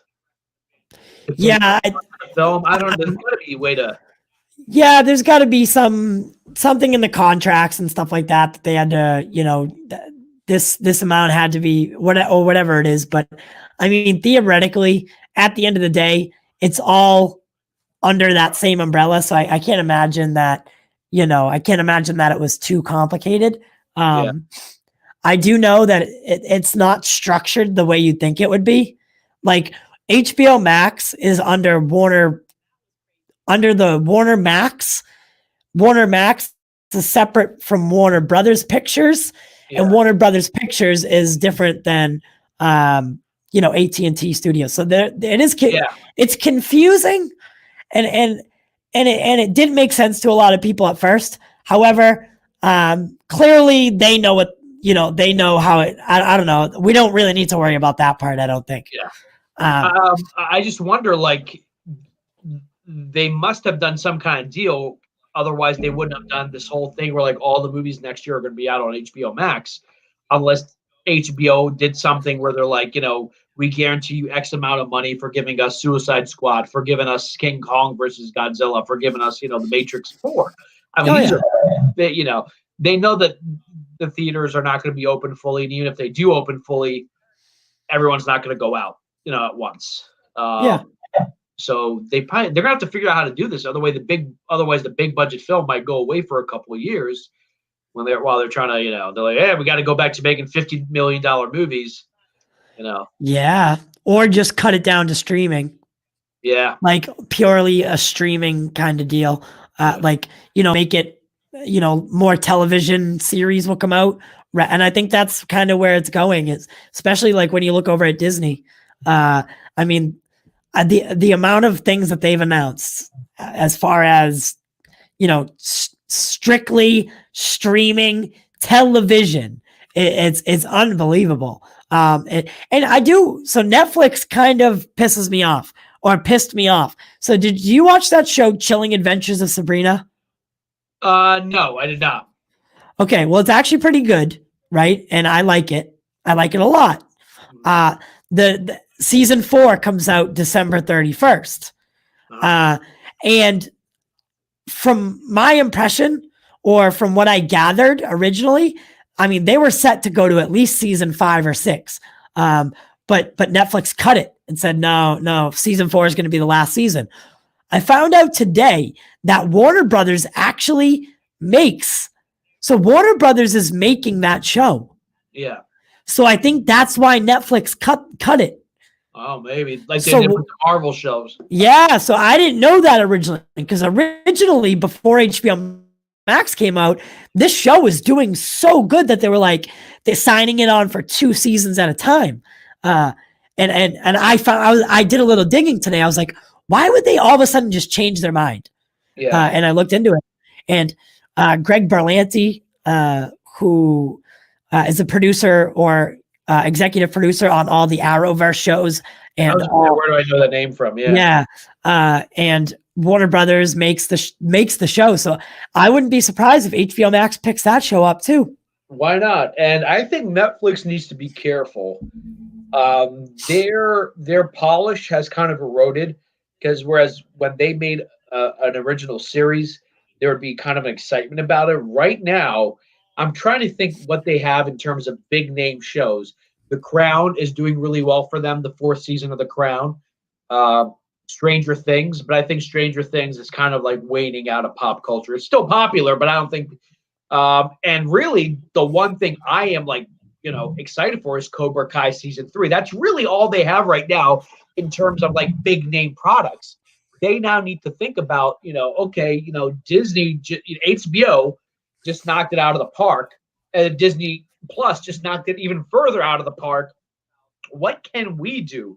They need something, and they can't see what they do is they take a lot of these made-for-TV movies that a lot of people think Netflix makes. They don't. What they really do is they either like distribute it or publish it, and you get these really crappy Netflix movies that aren't really necessarily made by Netflix. It's just someone like, hey, we made this 2-hour movie with Will Smith and so-and-so.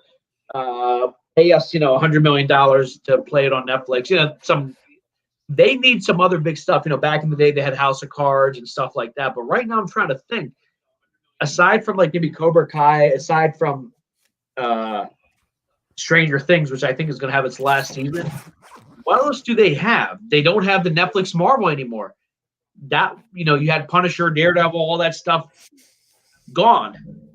Yeah, so they have. They might regret that move. I know they have. So they have. I'm excited for the last season of Lost in Space. Oh yeah. Yeah. They have that show Frontier with Jason Momoa. I'm not sure what's happening with that. Speaking of Jason Momoa, they all, did you watch that other show that he was in? It was on, what was the network? I forget what. Is it the one where he's blind or everyone's blind? Oh no, that's Apple. That's Apple. Okay. That's a magnificent show. I love that show. That is getting a second season, by the way. It's called C. Yeah. SEE. No. He was in. Oh no. It was Tom Hardy that I'm thinking of. Tom Hardy was in that show. Oh, geez, I can't even remember the name of it. It's gonna drive me insane. I don't remember the name. I have to look it up. As a recurring character.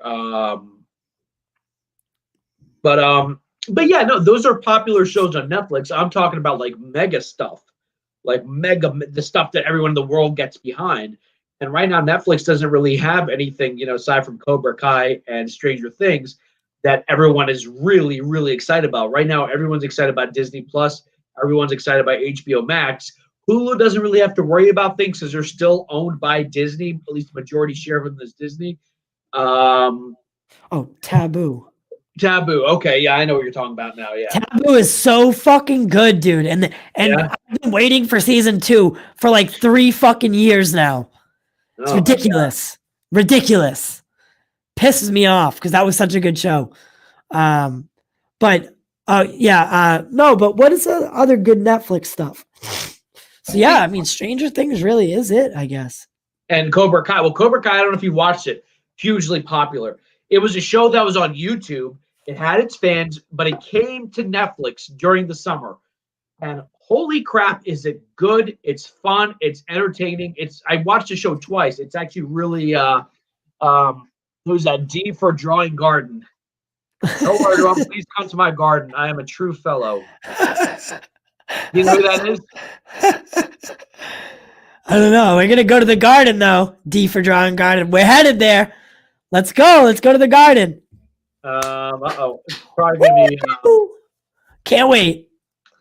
No, I know who that is. Oh, okay, you do. Okay, all right. Is that your cousin or whatever? No, no relation. I just I know them from the YouTube network. Okay, all right, cool. Because I've seen them on before. But yeah, Netflix I think needs to kind of hunker down. Step it up. Yeah, step it up. Because even with shows like Umbrella Academy and stuff like that, those are popular shows, Taboo and stuff, but nothing like mega. Taboo's not on Netflix. Oh, it's not. Okay, I'm sorry. It was on Netflix. Okay. So, all right, yeah, they need to kind of kick it up. Stranger Things, I love Stranger Things. I'm excited for season 4, but I think it's 15 minutes is up. It's still going to be a popular show. It's very repetitive, too. Every season's the same. Yeah, and it really is, though. Think about it. Yeah. Every season is roughly the same thing. It's the same story, just twisted a little bit. Yeah. But yeah, honestly, I think Netflix does a little bit better with their original movies than series. They do need to step it up with the series. They need to lock down some sort of contract with a big like maybe a novel or a series of They have novels. The Witcher. I forgot. They have The Witcher. Yeah, The Witcher is probably their number one show at this point. Yeah. Like their You know number what I one think they should- series. You froze in like the best kind of way. Yeah, You were like froze this? for me. You froze for me, so I kind of waited.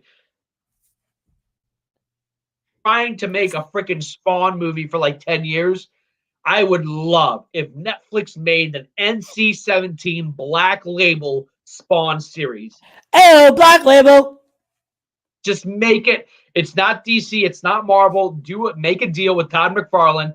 And wouldn't you love Zack Snyder's Spawn? That'd be dope. That'd be dope. I mean, that would be great. That'd be dope.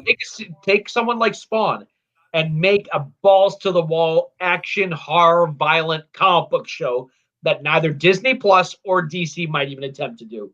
You do something like that, I think that'd be amazing. Do the long form storytelling.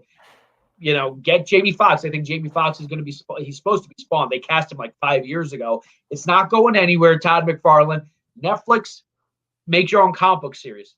Do Spawn. Yeah. By the way, Tenet is now available for purchase on like I think places like Apple. So if anyone hasn't seen it, you know, if you need to, if you want to, you can go do that on Apple and probably Amazon. You know what else I'm excited for is Amazon's doing an adaptation of Before Lord of the Rings. Oh, okay, yeah, I heard that for years though. Are they actually doing it? Yeah, oh yeah, they have the whole cast. They're already in production. But you know, things slowed down because of COVID. But I mean, it's set around the time that the rings were created. So that show is going to be good. Thousands of years ago. Yeah, thousands of years before The Hobbit. Yeah. Okay. Yeah, that's kind of cool. Yeah, I'd like to see that. I hope it's better than the Hobbit movies they made, because it seems like when they try to add more stories, they just did not know how to write it coherently. Is it going to be connected to the Peter Jackson films, or are they going to like connect it more to the books? You know what I mean? I do not know. I would say that they would connect it to the books rather than just to stay away from that. However, I could be wrong. I definitely could be wrong. I mean, I wouldn't mind it if they connected it to the movie. Yeah, because like the music, the scores, the scenery. I mean, that Lord of the Rings score is so iconic at this point. Like, you kind of want to use it. At least I'd hope, you know. Yeah, and I think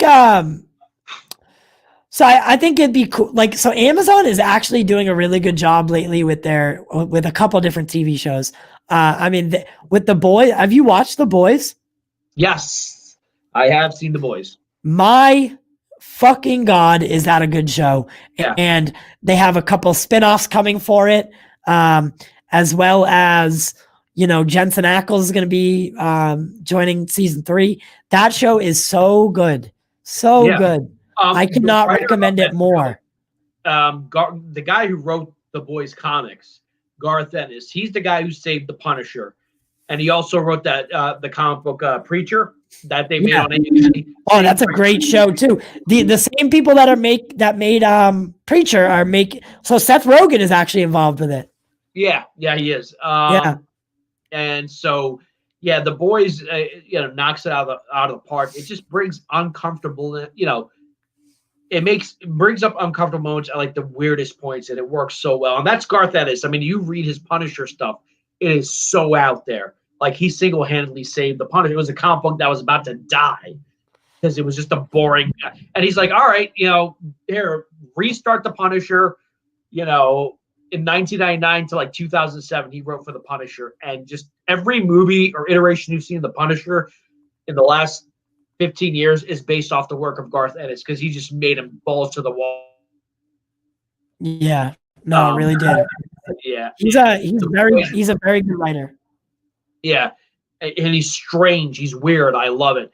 Also, Netflix, I think, should talk to Neil Gaiman. Neil Gaiman's show American Gods. They're adapting that on Stars.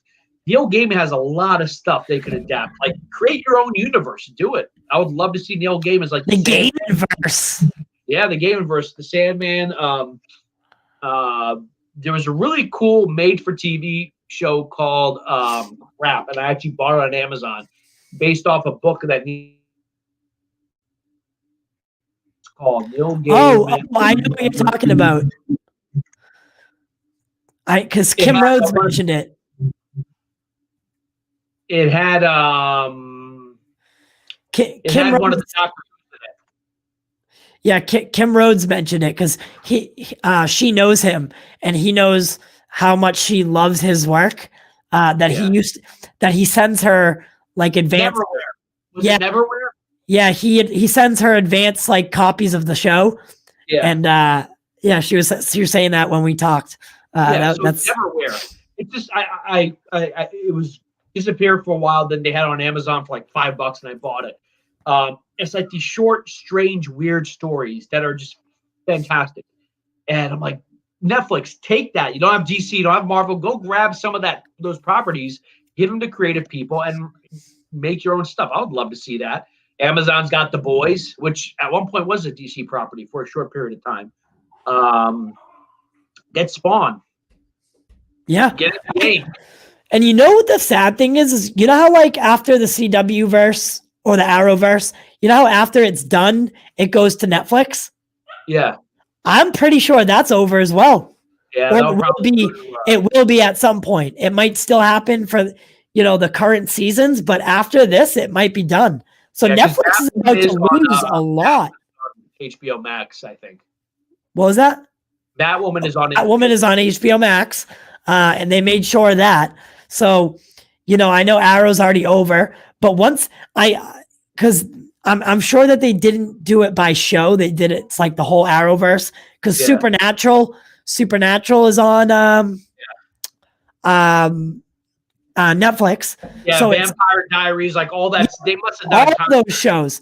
It's a deal that they have with the CW that after their seasons end, they go to Netflix. And now that HBO Max is a thing, I mean that they're all going to get pulled and go to HBO Max because they make the shows. Warner Brothers makes those shows. So why keep them on Netflix? They absolutely will not. So Netflix is about to lose a lot. Yeah. A lot. Because I have issues. They lost Office, Parks and Rec, Always Sunny. You name it, they've lost it. HBO Max must have paid a lot of money to get Friends on HBO Max because you figured it was going to go on Peacock, but it didn't. It was supposed to go to Peacock, but HBO Max got Friends. You have no idea how popular Friends is. Friends was a big deal for Netflix. It was one of their most watched shows. And remember, it was supposed to be taken off, and they paid $100 million at the 11th hour, literally at the 11th hour, to get Friends back. HBO must have paid a lot of money to make sure Peacock didn't get Friends. Yeah. Imagine that. Friends. You know how much the cast of Friends is still making? I've heard it's a lot. A lot. I think about it. They just paid $100 million for it. Yeah. Or that was then. Can you imagine what it is now? I mean, people ask why Joey, or I don't know their real names, but Matt LeBlanc, whoever played Chandler and like Joey, those guys. Why do you think they don't work too much anymore? Because they don't need to. They don't need to. They do not need to. I mean, I know the guy who played Ross. He's been in a lot, especially lately. He was in that good O.J. Simpson Netflix show, The People vs. O.J. Oh yeah. Really good. Yep, that was really good, and he was really good in it. He's been in a couple things. Jennifer Aniston, obviously, her career took off. And Courtney Cox was big for a while. She was in the Scream movies. Then she got that stupid wine show. I forget what it's called. Cougar Town. There's one called Cougar Town, and then there's one where she was in a paparazzi thing that was on FX. Yeah, so people still know who Courtney Cox is because of other things. She was in Scream. So her career. Yeah. So I'd say, Jennifer Aniston's the top. And think about all the people whose career started when they made appearances on Friends. Yeah. So many people. So many people. Friends iconic. Yeah, it's the only show when I do Seinfeld, I'll do Simpsons trivia, and it'll be mostly people from the 90s. Friends is the only show where like younger people come in who are like 4 when the show ended, but they'll come in and they watch Friends. Like one time, some parents brought their teenagers because it was at a bar. They had to come with their parents and they watch Friends. It's like one of the shows that does drip off. You know, when I went to Pakistan and England for the first time when I was a kid, like 98, 99, and Friends is popular there. We went to Singapore. My dad took us to Singapore. Everyone watched Friends. It's got this universal appeal that Seinfeld does not, or other big shows from that era just simply do not. And people still talk about them like it's still on. And HBO Max, they knew that. Like, we get Friends, and they got the Blu-ray version where it's in widescreen. It looks amazing. That's something that they know they can fall back on. And now they know they can get the DC fans because the DC content there is pretty tight. Have you gone through their DC section? Of course I have. I've watched every movie that I did not watch before, like all the animated stuff. I watched the Harley Quinn show. It's phenomenal. I enjoyed it. Everything's on there. Even the ones that I didn't like, I just watched them, and it was entertaining to watch. I'm like, dude, could you imagine if they just have the Arrowverse in one column, the Snyderverse in another column, the Tim Burton verse in another column, the Christopher Reeve stuff in another column? I'd, put that stuff in 4K, and so yeah. Bottom line, Netflix has to do something, or else they're gonna fall behind. Someone just messaged me on Snapchat, and said, "Do you ever talk about national genocide?" And I was like, "What? No, we're Pop Culture Corner. No, we don't talk about that." I'm looking that up. Is that like maybe a comic book? I don't know. Is it? No, there's nothing coming up. Pretty sure. Pretty sure they're talking about like legit genocide. No, we don't. Sorry, guys. We don't talk about genocide here. Or even politics for that matter. Like yeah. I don't think it's tied into movies or something like that, but we're not like. Hey, why don't you plug the 1 second, because I have to make a banner for it. Yeah, 1 second though.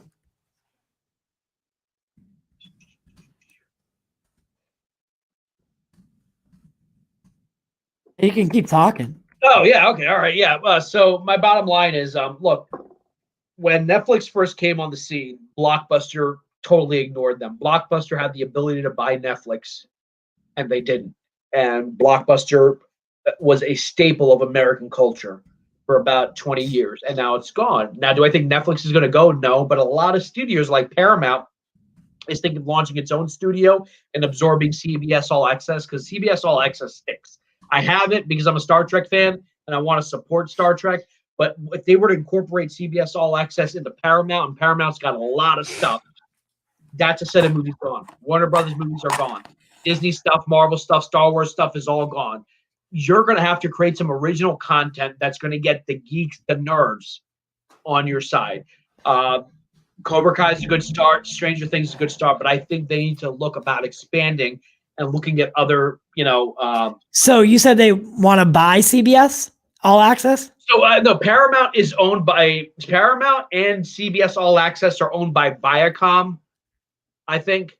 So they're thinking of. Oh, they're owned by Viacom? Yeah. What does that mean? Yeah, so like they're under the same pyramid, like AT&T, HBO. Yeah. Like they're gonna merge it, so you have all the Paramount movies and you have the CBS All Access stuff. So if you're a Star Trek fan, because there are Star Trek fans who do not want to pay $12 a month for 1 or 2 shows a year, which only have 10 episodes. So Netflix right now is going to eventually run out of other people's stuff. If Warner Brothers is like, hey, stuff, we're gonna go ahead and throw that under HBO Max. Netflix needs to come up with some original stuff, some big franchises. The Witcher is a good start. Could you imagine a world where Netflix went bankrupt? Possible. They're spending a lot of money. And people, check this out. They just raised their prices $2. So the top tier is $17.99. That's hold on. Let me repeat that. $17.99 to have fucking Netflix, and everyone's pulling their shit from your shit, kid. And their reasoning, right? They don't ask you like, hey, do you want to, like, are you okay with this? Or, they just say, hey, by the way, at the end of this month, your price is raising to $17.99 because we have so much great content coming. It's like, no, you don't. Everyone just pulled their shit from your streaming service, and now you're making up for it by charging us $2 more. Yeah, that's dumb. I'm going to call Comcast because I have a deal with Comcast where when I switch from Verizon, they pay for my Netflix, but they pay for the base plan. So if you want like the 4K Netflix, you got to pay like $3 more or whatever. So I'm gonna have to call them, like ask them, like, yo, are you guys covering this? Because I guarantee you, in this day and age, if people have to make a choice now between Netflix and Disney Plus, they're gonna go for Disney Plus. They're gonna go for HBO Max. That's more than HBO costs. HBO's base price, that's if you're not getting like a deal package, is $15 a month. Yeah.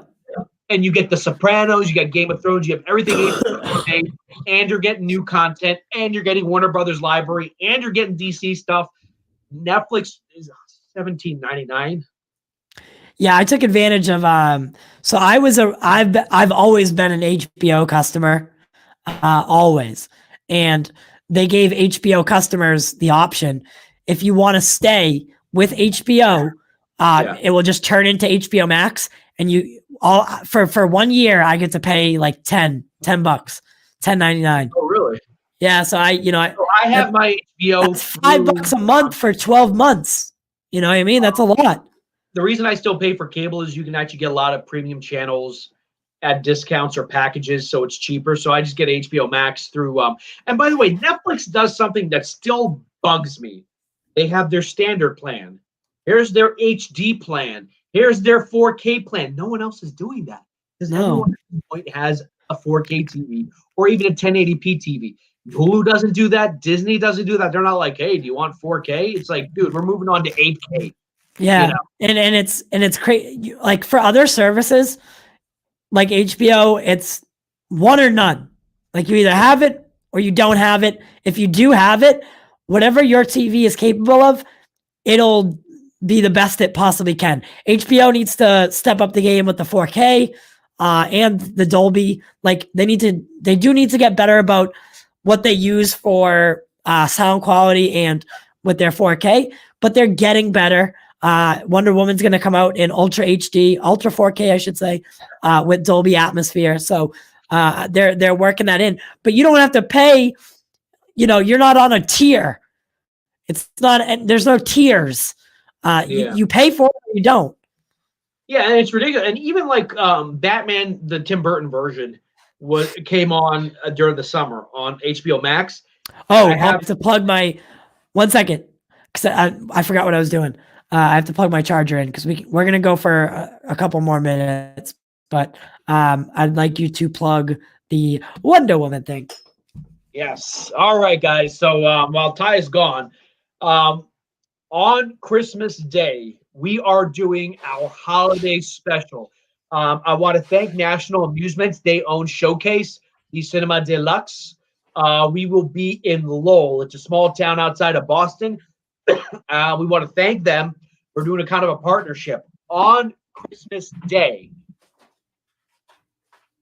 TY and Drip, we hope Drip will be there, are going to do a pre-show live from the theater.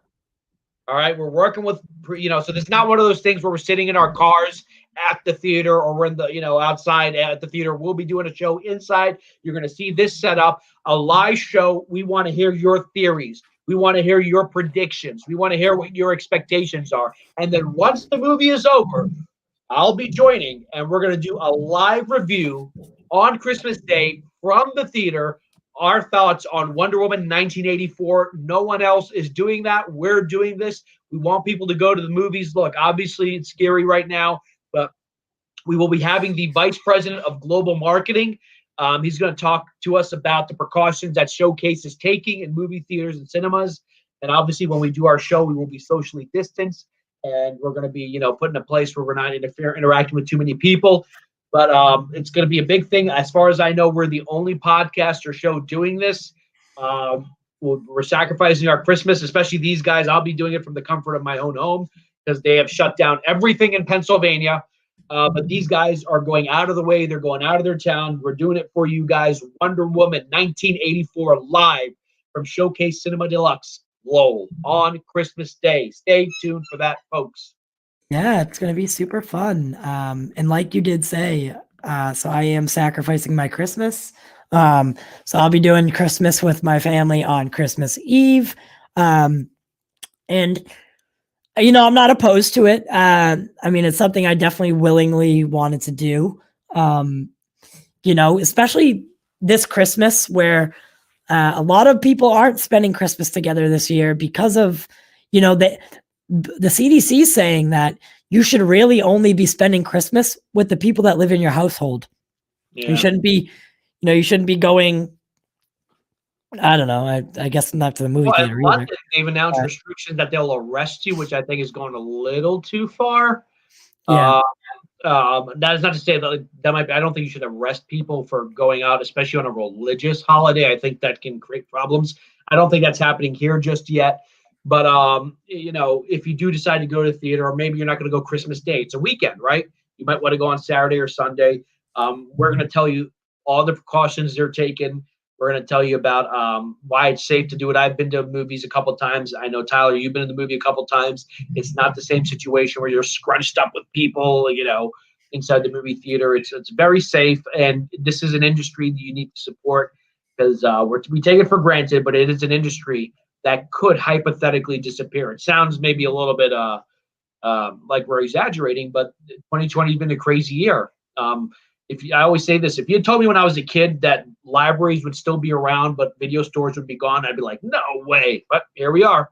Libraries are here, video stores are gone. Don't let your movie theaters go out of business. Even if you have to go see some stupid independent film that has dramatic music and a lot of crying, just go watch it. Just go watch it. Watch something else on your phone, but go out and support them. Buy some concessions. They're taking different rules now about concessions. I understand Showcase will be giving out Wonder Woman paraphernalia. So you know how you go to the theaters, you can buy like a Wonder Woman mug or a Wonder Woman popcorn box. I have a really nice Rise of Skywalker popcorn thing that I got. I got my Avengers Endgame popcorn box. So they're still there. They're going to be working Christmas Day. I'm not saying you have to go on Christmas, but you should support the industry if your town has not been locked down. And if you're able to, if you're not in like danger zones as far as age and pre-existing conditions, if you're a young healthy lad or ladette, lass. What is it? Lass. Sorry, I didn't know what the fuck it was. If you're a lad or a lass who's 20, 18, 20, 24, 25, 35, and you're healthy and you're not exposing yourself to too much risk, guys, there's no other way to see a big budget movie like this besides in the theater. Even if you have to pick a showtime that's early in the day or later at night, so that a lot of people won't be there. Go out, support your local theaters, and do your part. You can always watch it on HBO Max for a second time. Do whatever you want. Support it in many ways, or don't. But definitely, we definitely want to see the theaters not go away because it's something that we all hold near and dear to our hearts. So I'm super excited for it because I think this is going to be a really cool opportunity for our show to do something original. It's going to be fun. The theater's been nothing but helpful. They've been nothing but great, gratuitous in how they're handling and approaching it. I believe, Jack, you said that they're going to give us maybe a cutout or something like that for Wonder Woman, a couple things. So I am really, really, really excited. Yeah, and if I might get patriotic for a second, while America did not invent the cinema or movie theaters, I don't think we did. Big blockbuster epics is quintessentially a big part of American culture. Jaws was the first blockbuster. Marvel Cinematic Universe, Star Wars, DC, all this stuff. it's American pop culture, and the movie cinema is a big part of it. It's only recently that international box office has overtaken domestic, but there was a time where big blockbusters made most of their money in the United States. But now it's good that cinemas are expanding, but the cinema going experience is very much an American thing. We are the only crazy people on this planet who spend the budget of a small country's GDP to make a comic book movie. And while some people scoff at that, that is very much an American thing. That is very much part of who we are. Comic books, especially nerddom, is an American thing. Maybe Japanese they have anime and stuff, but we celebrate the art that I think the rest of the world just didn't come up with. Partially because we're on our side of the world. Everything from comic books to video games and everything, that is something that we have left. That's a big part of who we are. And movie theaters have to be around. You don't want to be like, oh, back in the day, we would go to the movie theaters and watch it on the big screen. They would give us popcorn, no, you want the movie theaters to stick around. I know I want to see Justice League 2 on the screen. So yep. We don't want to lose that part of our lives. And I know Logan here does not want to live in a world without movie theaters. So get out there, play your part. But don't risk your health. Obviously, if you're not in any condition to go to the supermarket, don't go to a movie theater. So be smart about it and do the right thing. But I don't know, Jack. What are you thinking, man? What about Christmas Day or the movie theaters? No, you got anything else? It's already 10:42. I know Lightcast panel starts at 11, so okay. I need to be around. I need to be around for that. By the way, you can see me in a few minutes. I don't know when I'm going to be going on. I don't necessarily know. But their panel is from 11 to 1 a.m. So if you'd like, come on at 12:55. I guarantee it. If you want to see me and all my glory on Lightcast podcast, you can join me over there, and we'll have a good time. And it's for a good cause for AFSP and reaching the goal for the Autumn Snyder Fund. And don't forget, donate to my mom's fight against breast cancer. Yep. Any dog, I'm not even joking. If you want to donate $1, I am grateful and I respect that. If you can't donate right now, it's going to be up for the next probably 3-4 months. Theoretically, I could keep this up forever, and I wouldn't mind it. It would make sense. So who knows? You have plenty of chances to donate. I understand if you can't donate now. It is the holiday season. If you can't donate, there is not a single reason why you can't share the link. That is free, and it gets it spread around to someone who possibly can donate. So I appreciate it. You know that I love you, and this is the Pop Culture Corner. Yeah, Jack, you can plug yourself now, Jack. I do have a suggestion for something we could do in a future show. We had talked about it since we did talk about UFOs. I would like to do a show where we talk about your favorite alien movies and I talk about my favorite alien movies or extraterrestrial movies. Maybe on a quick dip or on a random ass day of the week. Yeah, man, I'm totally down. Let's do that. We didn't do enough alien today. Yeah, we should have. But I love that we went back to the Snyder stuff. We can do that every show, honestly. I feel like every time it's just me and you, I blink and it's almost 2 hours. I don't understand. Right? Folks, my name is Jack Sheriff. You can follow me on Facebook. I want to let you know that we are looking for other writers who are interested in work for Pop Culture Corner. We would promote you on our website that is coming soon. Pop Culture Corner is on Facebook. We're on Instagram. We're on Snapchat. We're on Twitter. And we want you to engage with us. We have a website that's coming forth. We're looking for writers who might be interested. We'll promote you, whether you're writing short stories or anything like that. We do have a merchandising store. Ty, what's the website? The link is in the description. It's Teespring. Teesprings. And we got some cool stuff out there. Ty just redesigned our logo. It's right behind me. We have a couple of new logos. We got a lot of interesting engage with us, especially on Christmas Day, maybe before Christmas Day. Give us your theories. We want to talk about what you think of Wonder Woman 1984. And I know Justice will have thoughts about that because he's not a big Snyder fan or part of the Snyderverse. But I'd love to hear his opinion. We know it's going to be interesting Christmas Day. Engage us, whether you hate us. Tell us you hate us. Tell us we suck. We will take it. Just at least engage with us. Let us know what you like, what you don't like. You know, we've done things on Mjolnir, on Batman Psyche. If you have an interesting topic you think we can talk about, we may cover it. So on Twitter, message Ty or Justice or me. You can find me, Jack Sheriff, on Facebook if you're interested in working with us, maybe writing. We need some Xbox people. We don't want you, but we have to. No, I'm just kidding. We do need some Xbox to talk about Xbox, and there's some exciting things happening with Xbox, and we are covering video games and anime. We're everything, pop culture. Yeah, and I just want to make that clear. I hope he doesn't get in the camera right real quick while I say this, but yep, there he goes. There he goes. Thanks. Thank you, Logan. We appreciate that. Logan as our mascot, like put him on the shirt. No. That's what his name is. Quick Sniff. So I want to make this a very clear. We are not looking for anybody to like join the show as of this point. Yeah. We're looking for writers that like to, people that like to come on, man. He's like, he wants to write, man. Come on, dude. Are you serious? All right. Like, I want to be on the show.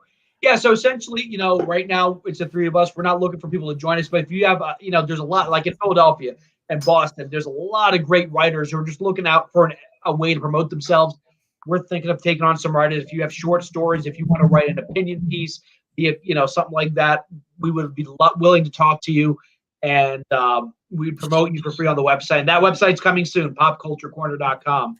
Yep, right after the holidays, we're going to be working. So pretty much right after the holidays, we're going to be focusing a lot on that. And that'll be taking the main focus. We'll still be doing our shows and catching you up on all the news. And we just because something new's coming doesn't mean we're going to give up on what we already do. Yeah. But a lot of our focus will go to that and getting it kickstarted. So if you do want to be a part of that, we want to help you. You help us. It's a give-take relationship, and we'll take this brand and we'll go with it and we'll roll with it. We've been up for 4 or 5 months now, 3-4 months, I should say. We're already doing pretty solid things. So we definitely want to take it to the next level, and we want your help. Uncle Sam needs you. I think that's it, right? Uncle Sam needs you. Yeah. Pop Culture Corner needs you to join and write articles, write fan fiction, draw fan art, cosplay, whatever it is. We're thinking about having sections for it all. If you ever been to Cinema Blend's website or Den of Nerds or something like that, it'll be kind of similar to what they do. Or comicbook.com, Cinema Blend, Den of Geeks or Den of Nerds. I can't remember what it is. It'll be similarly set up as that. And you'll be able to scroll through, get your news daily, rather than waiting for Sunday for a podcast or an episode. You'll be able to just go to the website and catch up real quick. Yep. And we're doing Quick Tip on Wednesday. Are we doing it this year or this week? This year, yeah, we're definitely doing it this year. It might be the last one of the year, almost. I think it is. It is the last one of the year. I think, right? I know there's the 30th also. Oh, okay. Yes. Oh, yeah. I swear to God, one of our shows always falls on like a holiday. So that's New Year's Eve, obviously, right? No, New Year's Eve. Well, New Year's Eve is a Thursday. New Year's Eve is Friday. No, so our shows always fall on a holiday. Our Saturday, when we record, it's always a holiday this year. Yeah. So that's interesting because when we record Wonder Woman, it's on Christmas Day. We did our Halloween special. We filmed it on Saturday. That it was Halloween. It's just that's how it's gone. That's how it's gone this year. All right, guys. Thank you for joining us so much. We love having you as always, and we love your input. thank you for the people sticking around and commenting. As always, we love the engagement and we love having you here. As we always say, we do it for you and we do it for the culture. Join us on Wednesday for another edition of Quick Dip. Hopefully, Justice will join us. We don't know where he is. He's MIA. We can't find him. So we'll send out a search party soon. As we've said before, after Wednesday, join us this Friday for a live holiday special Wonder Woman 1984 edition, where we'll be breaking it all down, talking fan theories, talking expectations, and then seeing the film, and after that, reviewing it with producer Jack. And it will be all sponsored. And we'll get a quick message or a quick interview with the global of the vice president of global marketing. That person, we'll get an interview with them, and we'll talk all precautions that the theaters are taking. So we have a big week next week, and stay tuned for more details and more up-to-date news. We'll also be able we'll be on social media throughout the week, giving you tidbits of anything that happens. So stay tuned, guys. Thank you for joining us tonight. Thank you. I wasn't talking to you. I was talking to them. I know, but I'm saying thank you also. Oh, all right. Justice was abducted by aliens, and that was what your dream was about.